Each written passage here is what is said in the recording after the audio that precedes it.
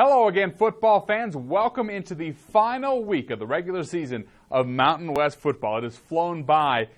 Entering the last week of the Mountain West season, there are still 6 teams in contention to win a division title. Let's talk about the standings inside the Mountain West Conference. Colorado State and Boise State and Utah State all sit atop the Mountain Division at 6-1. All 3 can still win a Mountain Division title. Air Force in 4th place at 4-3, Wyoming 2-5, New Mexico at 1-6.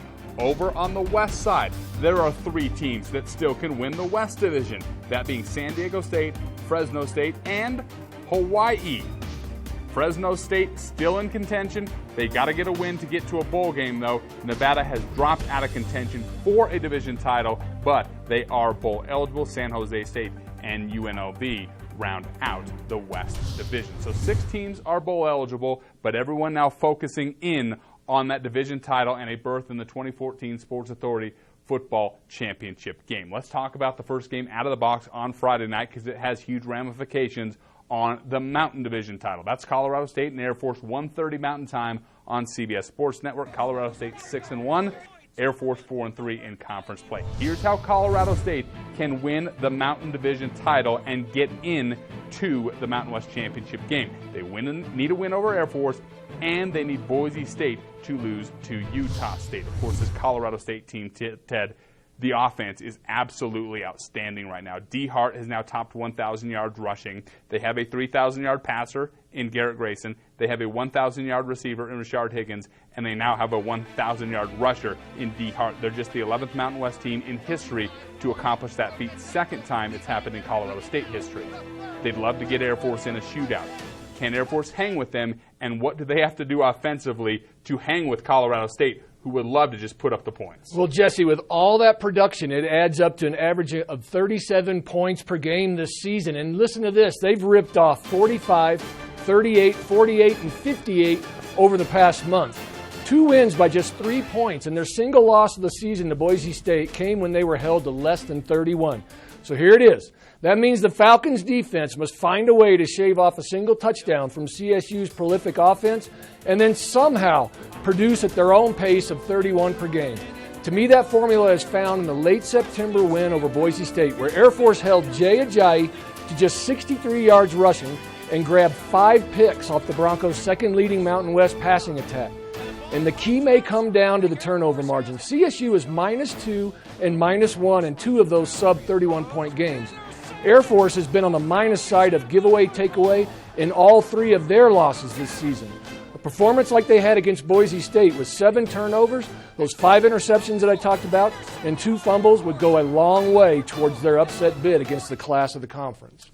Air Force going to play without Jacoby Owens, its top rusher. He is done for the season. Colorado State in this game going for its 500th win in program history. It'll happen on Black Friday, 1:30 Mountain Time on CBS Sports Network. There are 2 teams that are very interested in the outcome of that game. That would be Utah State and Boise State. Those 2 will play each other in Boise, 8:15 Mountain Time on ESPN2 on Saturday night. Both teams can still get into the Mountain West Championship game. Here's how they can do it. Utah State needs a win and a CSU loss to Air Force on Friday afternoon. Boise State, all they need to do is win, and they are in. They are in control of their own destiny.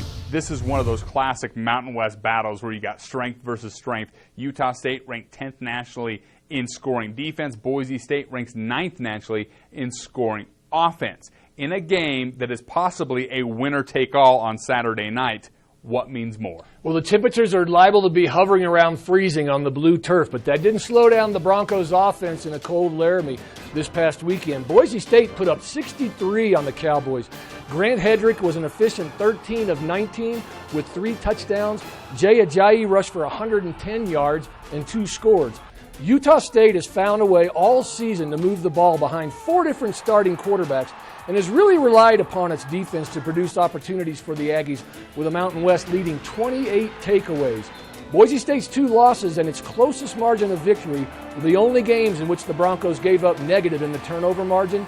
In 2 of the 3 Utah State losses this season, the defense didn't capture a single takeaway. So to me, this game revolves around Utah State's ability to force the Broncos to cough up the ball and give their offense some added opportunities on the road. That would shave off a few points from Boise State's 40 per game and give Matt Wells' offense a chance to add to its own 28. I'm going with the onus on the Aggies' defense to capture their second Mountain Division title in a row. Wow, Boise State, their offense has been so good, especially since that Air Force game. They are a perfect 36 for 36 in the red zone. That includes 28 touchdowns. Should be a classic battle between Utah State and Boise State, 8:15 Mountain Time on ESPN2. Let's go over to the West Division. San Jose State visiting San Diego State. That's a 12:30 Pacific Time kick at Qualcomm Stadium on CBS Sports Network. San Jose State 2-5 inside the Mountain West. San Diego State 4-3. The Aztecs can still get into the Mountain West Championship game as well, fresh off that win over Air Force. Here's how they get it done.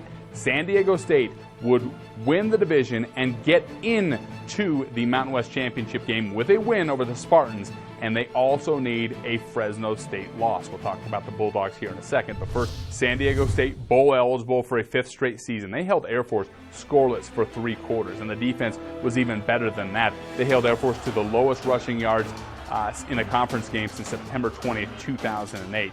Facing an offense that has struggled in San Jose State now in back-to-back weeks, how will they attack the Spartans this Saturday? Well, the Spartan offense has gone through Tyler Ervin almost out of necessity over the past 2 weeks. Ervin leads San Jose State in rushing and has logged 194 yards in losses to Hawaii and Utah State.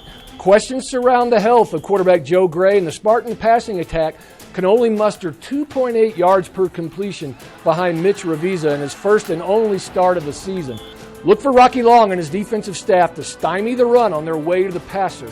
That is, I feel the Aztecs will bring a lot of pressure from the secondary and mix up their inside blitz packages to stop Ervin at the line of scrimmage, but do it with an emphasis on getting in the face of whomever ends up behind center for the Spartans.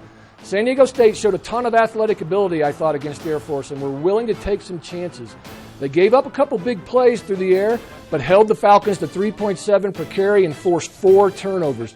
The Spartans are a combined -10 in their 8 losses this season. San Diego State, 5th straight year they've qualified for the postseason. First time they've done that since '89 to 1993, but of course they want more. They want to get into the Mountain West Championship game. They're going to need a win and some help. Again, it's the Aztecs and the Spartans of San Jose State, 12:30 Pacific Time on CBS Sports Network. Immediately after the game, they're certainly going to be turning on the television set to see what goes on in Fresno as Hawaii visits Fresno State, 4 o'clock Pacific Time. Time Warner Oceanic will have the TV coverage on the islands. The Mountain West Network will have that game on the mainlands. Hawaii 3-4, coming off a thrilling win over UNLV. Fresno State is 4-3 in the Mountain West. Here's how Hawaii and Fresno State, both teams still eligible for the Mountain West Championship game, here's how they get in. Hawaii needs a win, and they need a Nevada and San Diego State loss. So they need to beat the Bulldogs and need some help. The Bulldogs don't need any help. They control their own destiny. They need a win, and they're in. They could still get in with a loss, though. If there's a 4-team tie atop the divisions because of the Bulldogs' loss, and Nevada beats UNLV, and San Diego State loses to San Jose State, they'd all be 4-4. Fresno State would win the tiebreakers, and they would go to the championship game. Do you got all that?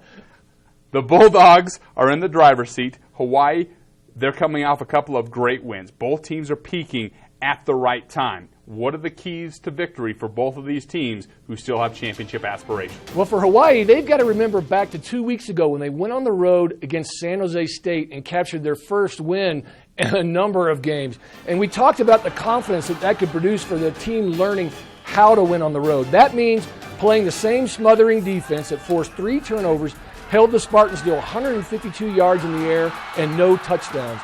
The Bulldogs are 8th in the Mountain West in turnover margin right now at -2, but they're averaging 231 yards per game in passing yards and 23 touchdowns. The Tim DeRuyter squad, it gets back to what we said last week about their senior leadership. Seniors Greg Watson and Josh Harper combined for 10 receptions and 154 yards with 2 touchdowns. And Josh Quezada carried the load in the running game with 119 yards, averaging 5 per carry. Senior linebacker Carl Mickelson recorded a sack and a pick, and defensive lineman Tyler Davidson recovered a fumble. Both turnovers eventually led to Bulldog touchdowns. Fresno State will need to call upon their senior class leadership one more time at Bulldog Stadium to cap off an otherwise crazy roller coaster 2014. You know what they say? Never underestimate the heart of a champion. Fresno State just keeps clawing back, coming off a 40-point game for the second time this season. They had 40 or more points 9 times last season. That just speaks to how good they were last year and how they're starting to play at the end of the 2014 season. 2 more games will be played on Saturday to round out the regular season in the Mountain West. Wyoming will be visiting New Mexico, 1 o'clock Mountain Time on Root Sports. The Mountain West Network will stream that game outside of the Root Sports viewing area. Wyoming has won 3 straight in this series. And the other game, it's a big one in Nevada. The Nevada Wolfpack visiting UNLV, 7:30 Pacific Time on ESPNU. Nevada looking to get the Cannon back, the Fremont Cannon, back after surrendering it last year for the first time in 9 years. So an exciting weekend of Mountain West football with division titles on the line. The host site and the division title winners will all be announced on the MW.com this coming weekend. For Ted Sundquist, I'm Jesse Kurtz. Thanks for logging on to the Mountain West Network and enjoy the season finale of Mountain West football.